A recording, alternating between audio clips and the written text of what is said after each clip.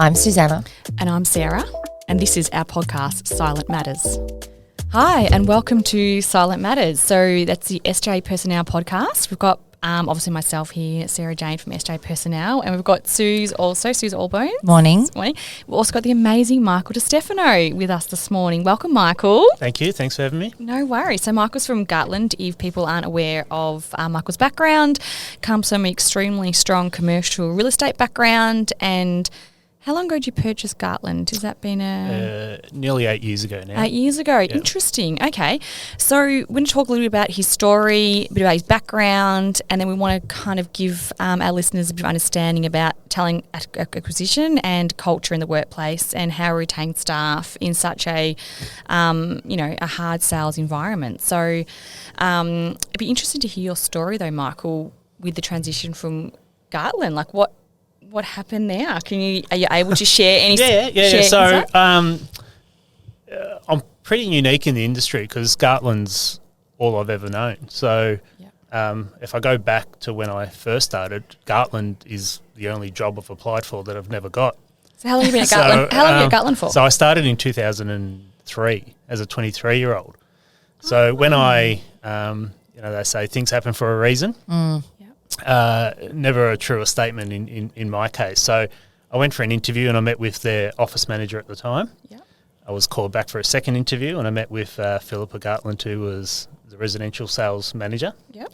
And then in for a third interview with the director, Bob Gartland. Yes. And I thought, 3 interviews, I've got this. Yeah. I've got this. In the bag. Yeah. Only to get a call to say, sorry to be the bearer of bad news, but I thought, okay. That's awkward. Yeah.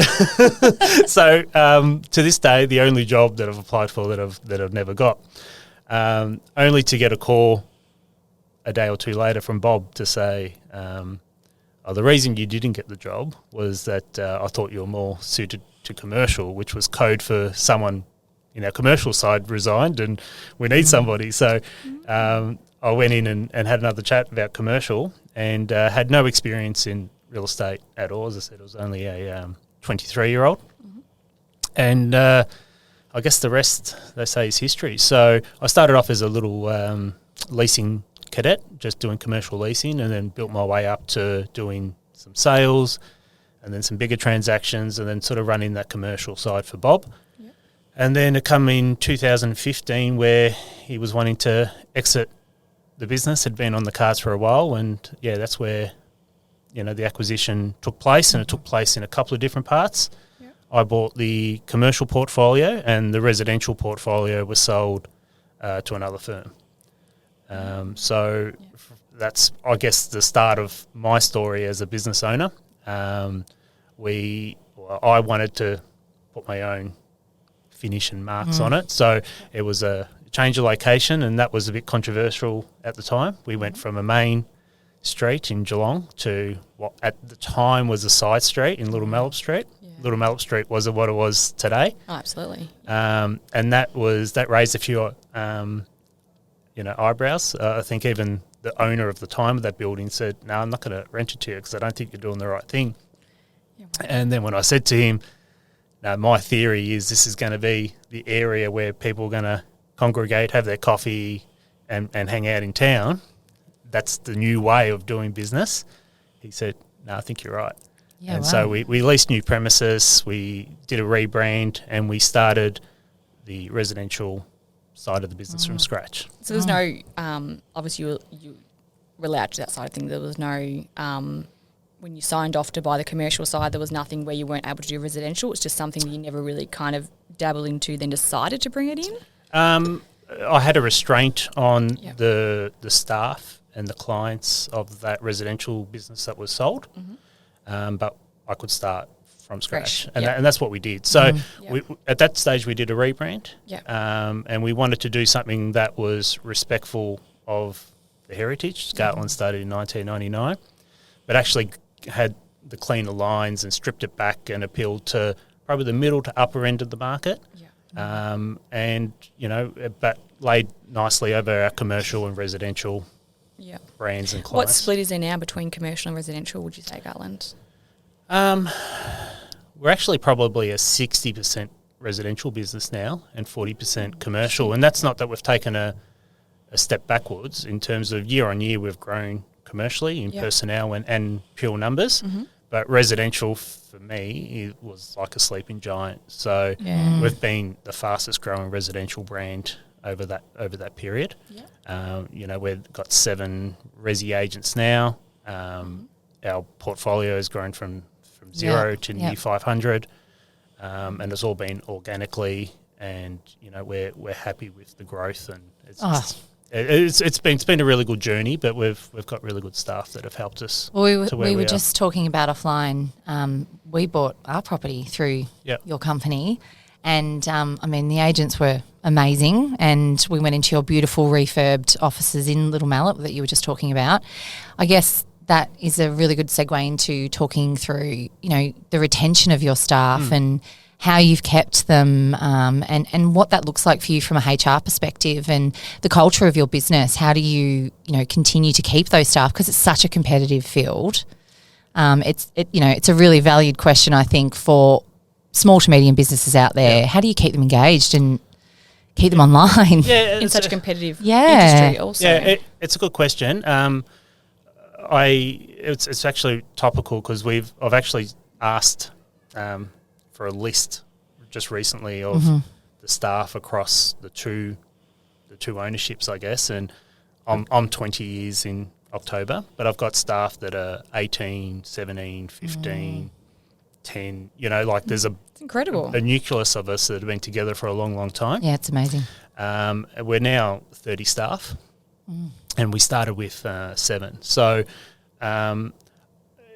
it's one of those things that I think people harp on culture, and it's a bit of a buzzword. It is, yeah. And what's it actually mean? So for us, it was stripping back because I guess, it's not a knock on the previous owner, but how business was done 20 years ago is very different to how business is done today. So, we've implemented a lot of things in terms of staff perks and whatnot. I feel as a small business that we have to be really competitive with, we've seen an influx of, the insurance sector, so TAC and WorkSafe and whatnot. And how do we compete as a small business to compete with those big employers? So it was a thing of there is a lot of staff perks. We brought in mental health days. We brought in, we've joined a partnership with Upstate, so we do, we pay for boxing and and yoga sessions, etc.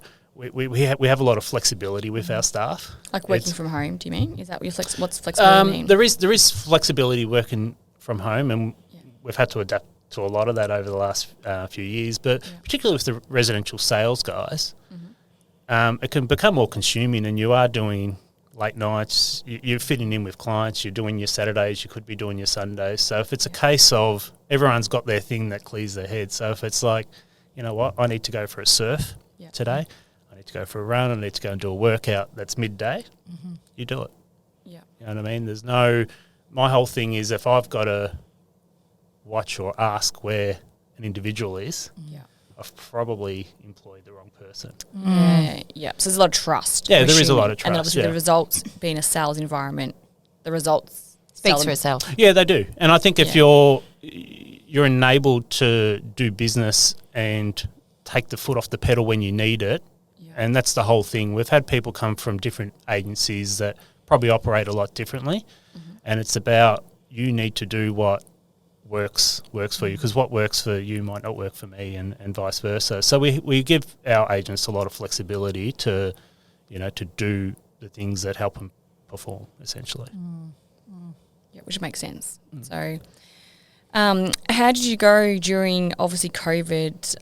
Look at the back of that now, but not really COVID, but difficult situations, obviously working from home and adjusting to changes in the climate and what's going on. How did you adjust and how did you get through those challenging times as a real estate firm? Yeah, it seems a lifetime ago now. But first of all, we panicked, I think, as everybody did. And I think everyone scarfed to find out what an essential worker was. But we actually just slowed down. There was a lot of reaction to our industry. I know there was a lot of people that were laid off and and stood down and whatnot. We actually stood back and just took some deep breaths and just wanted to see where it actually sort of laid. We did it a little bit different. We actually wrote. We said to our staff at the time, we will be really real with you right across the whole thing. So we actually wrote and gave them an update of where we were in the early parts of COVID weekly, to say, this is what's happening, this is what we think will happen, this is where we sit, and just tried to give people, the surety that their jobs are okay, and, we're in it together, etc. So it took probably a couple of months for us to realise that things are actually going to be okay. Yeah.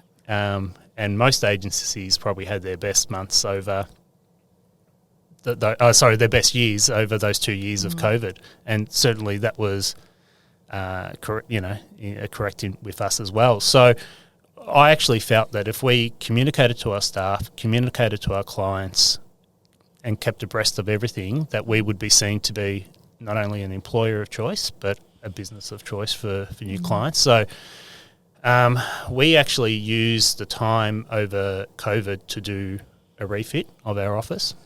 It's beautiful. Yeah, we moved out for 8 weeks and then moved back in. At the time, we had space for another 8 workstations. And I think what we did by looking after our people sort of penetrated through our industry.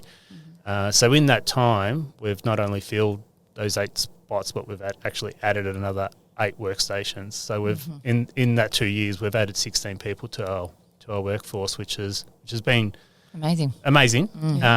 But it's given us opportunities to create other avenues in our business as well. I'd be really interested to hear about, I guess, what your industry is doing and how, if it's impacting you. I mean, all we ever hear about in the news and the media is the doom and gloom of interest rates and financial instability. I mean, is that impacting real estate? And also, I mean, it's no joke that real estate agents take a really good cut of every sale. How are you, if it is impacting your business and the industry in general, how are you keeping your guys positive and motivated and, really wanting to continue to drive and grow your business? Yeah, look, I think our people are pretty self-motivated, which is the most pleasing thing. I think as the last 2 years has probably created a lot of laziness in the industry because you haven't really had to work hard. And I say that a little bit tongue-in-cheek in some regard, but there's been a lot of young agents that have come into the market over this real growth period and have only known the industry one way. So for us, it's kind of like when the market starts tightening up or it takes a different direction, this is where you work really hard because that's when you can make your biggest impact on the market. So the amount of training that goes in, the amount of work that goes in, this is where you can stand out from your competitors. So there's more training that goes into the guys. There's more tools that they have at the disposal. We've been really fortunate that we're, again, grown over this last 12 months, and that's because of the staff that we have. We've created another couple of divisions in our business too that has helped us attract other people to our business. But we have had like a year it's been a bit choppy, you know what I mean? Like it's really hard. Like the last couple of years has been the up, but we'll probably finish this year similar to last year. It's just felt probably about 10 times harder. So it's actually given those guys, again, that more flexibility to do what they need to do to, to be able to function and come in fresh and come in with energy. So it's just providing them with the right tools and allow them to be, who they are. Giving them more flexibility because the work is harder and it is potentially more exhausting. So as long as they're making sales and making profit, you're comfortable and... Yeah, look, I am. It's like you don't really have to tell agents what to do because they're really self-motivated because their destiny is right before them. So, if you're telling people you have to do this, you have to do that, like there is an element of that with performance reviews but the guys that we have are generally really self-motivated. They know for me to generate this, I need to make this many calls, I need to get into this many doors. Like they're actually really self-motivated. So it's you alluded to the doom and the gloom. You know, the interest rates aside, we've probably returned to a normalish market. Yeah. So the last 2 years, you know, interest rates at 0.1% in terms of the cash rate. I wish it was still there. Wasn't normal. You know what I mean? So we've probably returned to a normal level. When we're dealing with people, they're actually preconditioned, I guess, because media's probably done a lot of the work for us in preconditioning people in terms of pricing and what's happening. So the doom and the gloom, the media obviously prey on that, but we're actually just returned to a normal market, in my opinion. So, and Geelong's quite insular in terms of, you know, all the indices, you know, all the indicators in terms of Geelong and growth, and you know, there's a lot less stock on the market, so it's keeping pricing in check. So, you know, the media ham it up a lot, but in terms of the pure data that's going out there, it's still pretty strong. Yep, absolutely. How do you? I mean, you know, real estate is it's perceived as a very cool career. I mean, it's hardcore. You're working a lot of hours. There's a lot of weekend work. How do you identify that talent? I mean, I would imagine you have people coming in that are quite cadet, quite junior. How do you identify and I guess grow them into the senior sales associate that you really want them in the business? I mean, this is really important for people that don't necessarily understand how to identify talent and look for those key strengths. Yep. Good question, because it's like we're really particular about the staff that we employ now. We know how our office operates as a whole, and it kind of only takes one to spoil the party, sort of thing. So, you know, it is corny, but I say our next hire is the most important one because we know how it runs. So to bring ready-made real estate agents that add to your culture is increasingly difficult. So there's an element of that we will bring people into our business that we think it's always people first, skill second, because we feel in 90% of the case that we can teach people the skill, but you can't teach people how to be a particular way, I guess. So we've actually started a cadet process. So our youngest cadet is 20, which makes me feel incredibly old. Yeah, me too. But we are only 29. Right, yeah, true. Yeah, that's got me at 30 then.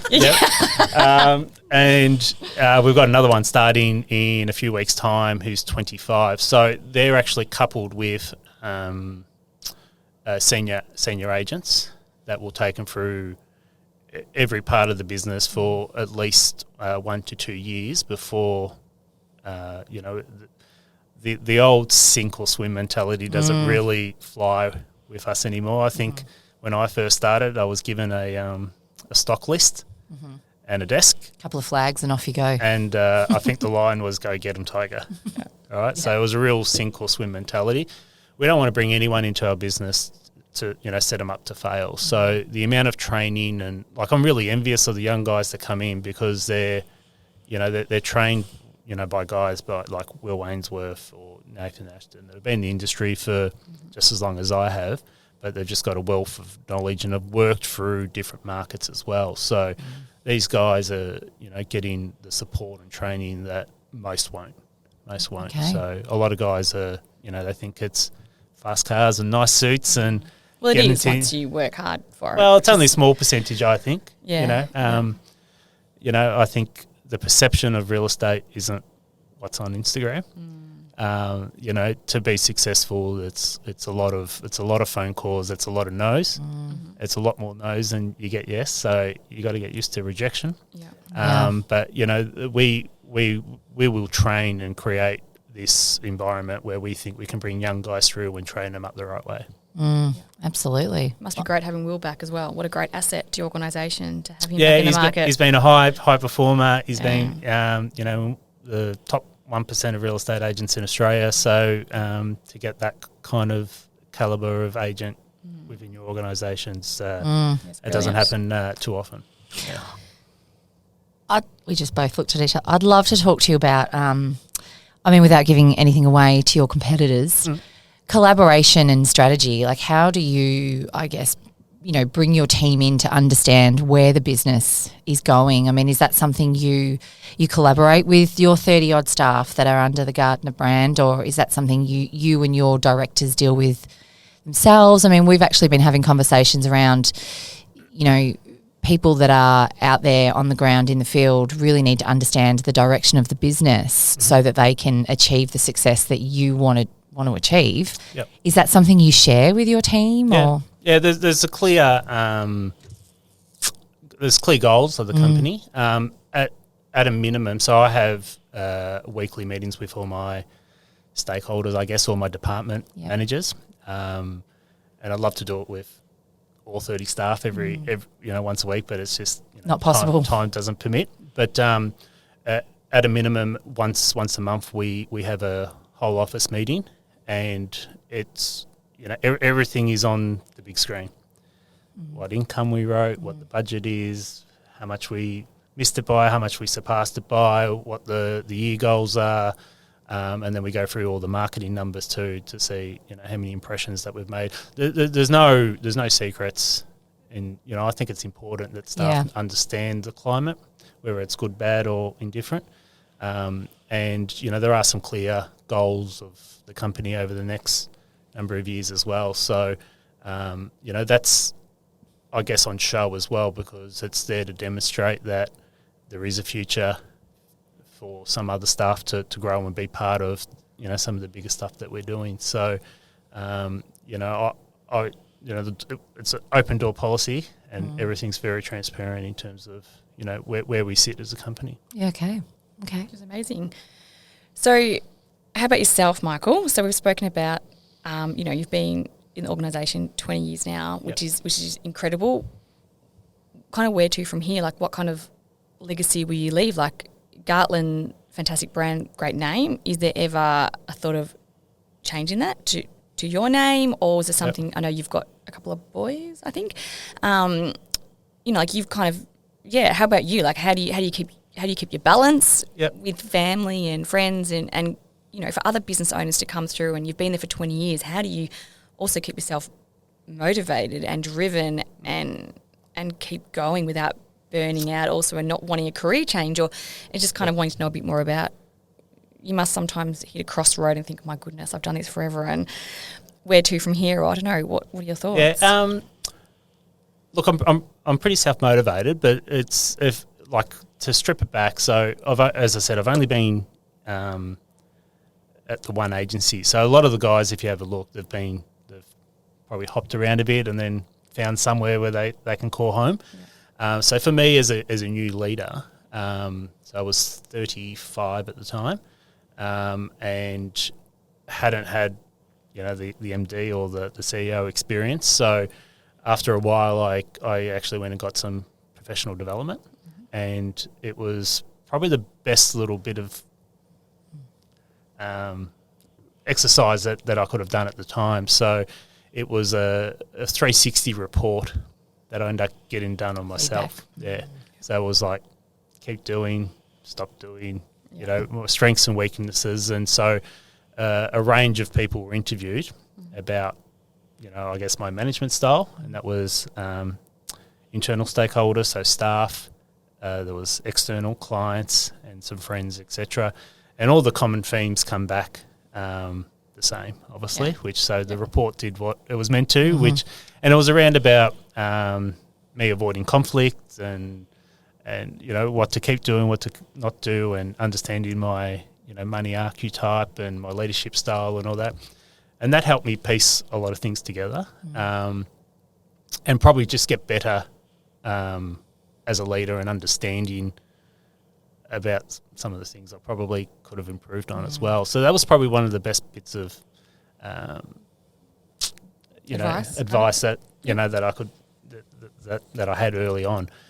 In terms of what sort of motivates me is, I guess, the young guys that we've got, or not even so the young guys, but to see them grow within the business, and I want to actually give those guys opportunity to be part of the business long term.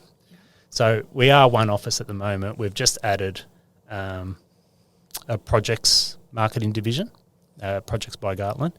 And we've actually created a marketing agency as well, which is carries a different name. It's Affiliate Studios. So we've actually got different revenue streams that actually help us funnel business back into one another. So the project side is set up because of what's going to happen in Geelong. We're talking population of 400,000 by 2041.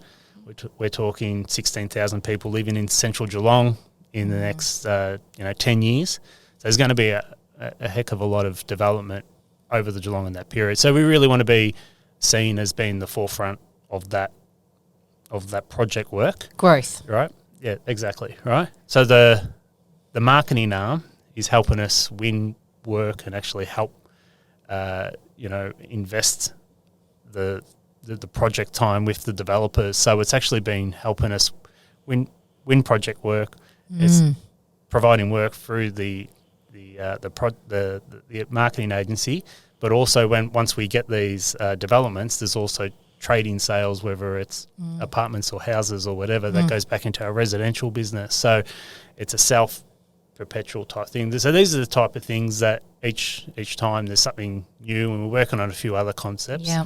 There will be, it's probably the first time I've said it outside of the office, we are working on a second office as well.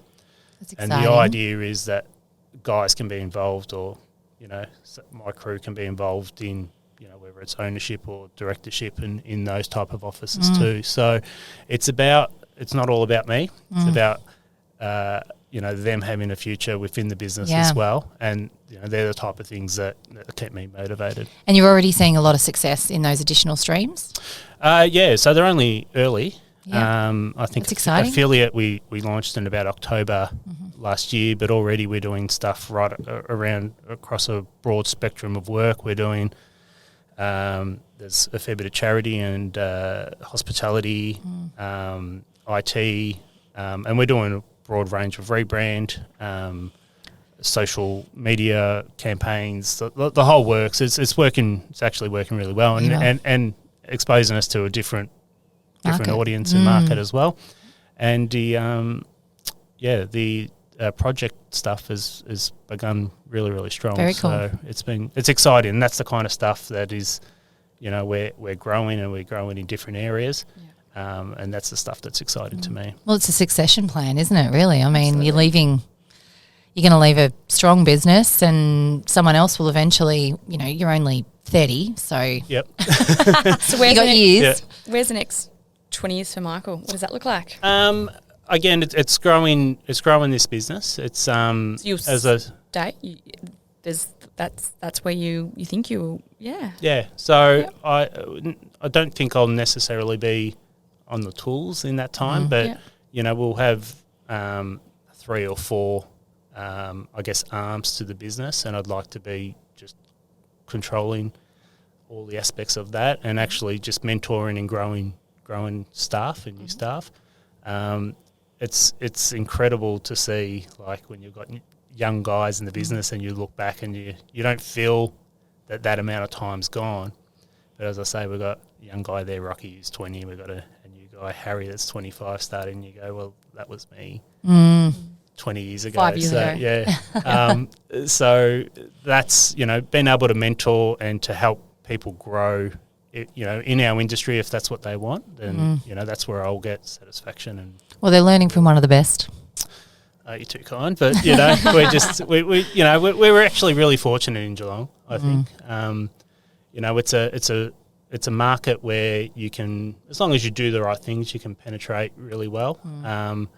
Equally, if you do something wrong, it can blow up in your face. But it's about doing the right thing by people, and I think our industry gets a bad rap from a few bad eggs, but it's about doing the right things and acting in an ethical way, and that's what we just try to dispel right across the company. So. Yeah. And that's great advice, I think, for any businesses that are starting out, as well as just doing it the right way. Really, there's no. I think a lot of people want to start a business and just have a quick fix and be successful overnight, but it is really just hard work, isn't it? And that's what the industry is. I think people try to complicate it, but it's about putting in the hard work, early, really, really hard work, And I think that's what we said. The young guys that come in think it's easy. You almost, when people come in for interviews, you almost try to discourage them from it, because you want to actually make sure to be successful in this industry, these are the things you're going to have to do. And don't try to dress it up as no airs and graces about it. Yeah, the truth. So it's that's right. It's about just doing the right things, and if you do the right things in a town like Geelong, I think you're rewarded for it. Yeah, absolutely. So. Oh, well, thank you, Michael. I think we've gone over time. But it was so interesting to hear about you and your story, and I think you've given our listeners, stuff to take away, which is what the whole podcast is about, trying to give back to the Geelong community and give people opportunities to start their own businesses and companies and learn from what you've done and what you've achieved. So we appreciate it so much, your time and energy you brought today. Well, thanks for having me, and I should have gone before Alex Hamilton, because she was a hard act to follow. What an amazing thing she's doing. So I did listen to that one this morning, so well done on that. Yeah, she's amazing. So we've got some incredible guests coming up. So we're very fortunate to have some amazing people in the community. Very humbled to have all of you on. Well, thanks for having me on. Awesome. Thanks so much. Thanks, Michael. Thanks, Michael.